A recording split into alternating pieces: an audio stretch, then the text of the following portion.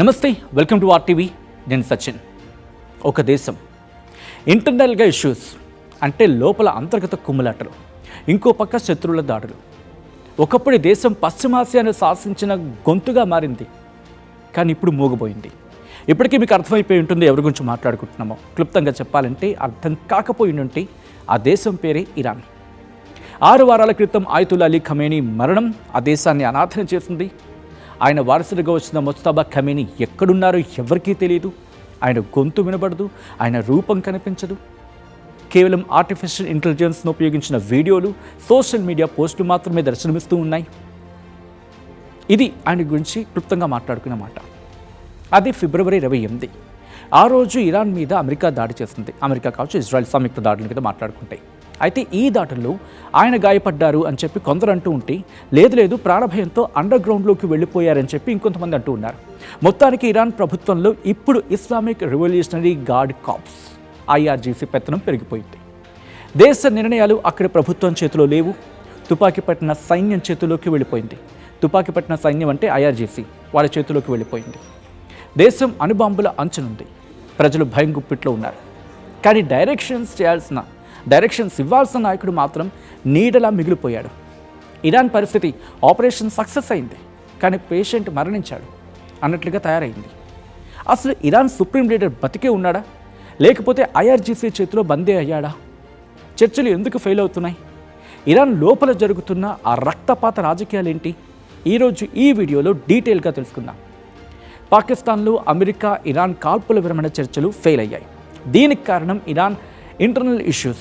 ఒక్క మాటలో చెప్పాలంటే అంతర్గత కుమ్ములాటలే అని చెప్పి, ఇది నేనంటున్న మాట కాదు, స్వయాన అమెరికా అధ్యక్షుడు డొనాల్డ్ ట్రంప్ అడ్మినిస్ట్రేషన్ అంటూ ఉన్నమాట. ఇరాన్ ఆర్మీ అడ్మినిస్ట్రేషన్ మధ్య అధికారం కోసం ముక్కలాట నడుస్తోంది.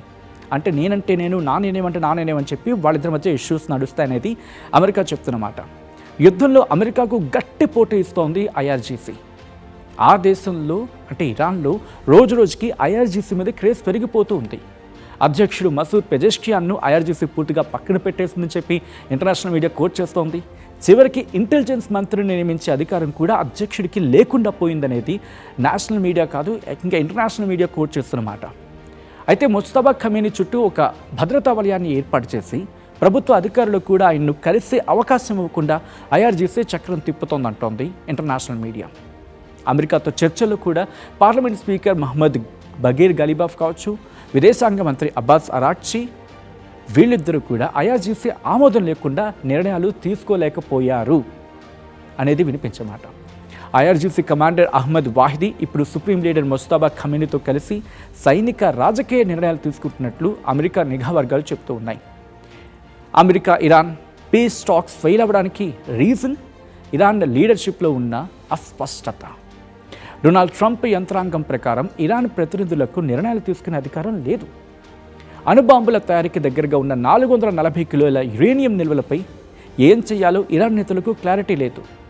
ముజ్తబా ఖమేనీ నేరుగా చర్చల్లో పాల్గొనకపోవడంతో కేవలం పైపైన ఆమోద ముద్రలు వేయడం వల్లే ఈ చర్చలు ముందుకు సాగటం లేదు అనేది వినిపించే మాట. ఇన్ఫ్యాక్ట్ ఇంటర్నేషనల్ మీడియాలో కూడా చర్చలు ఎప్పుడు మొదలవుతాయో తెలియదు, శాంతి ఎప్పుడు నెలకొంటుందో ఎవ్వరికీ తెలియదు.